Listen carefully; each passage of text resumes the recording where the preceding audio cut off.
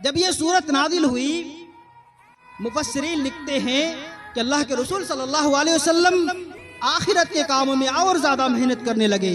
اور زیادہ اللہ سے قربت اختیار کرنے لگے۔ آپ کو احساس ہو گیا تھا کہ میری وفات کا وقت قریب ہے، میرے دنیا سے جانے کا ٹائم قریب ہے۔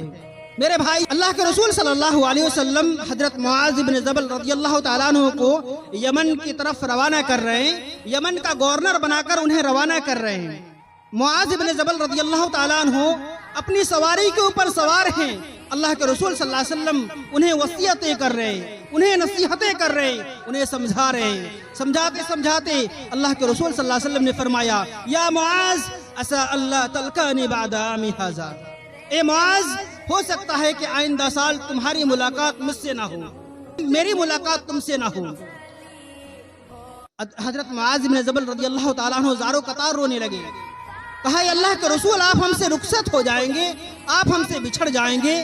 اللہ کے رسول صلی اللہ علیہ وسلم نے تسلی دیتے ہوئے فرمایا، یا معاذ ان اولی الناس بالمتقون من کانوا وحیث کانوا، اے معاذ، یاد رکھو، تمہیں گھبرانے کی، تمہیں پریشان ہونے کی کوئی ضرورت نہیں ہے۔ کل قیامت کے دن جو متقی ہوگا، جو پرہیزگار ہوگا، وہ اللہ کے رسول کے سامنے ہوگا، وہ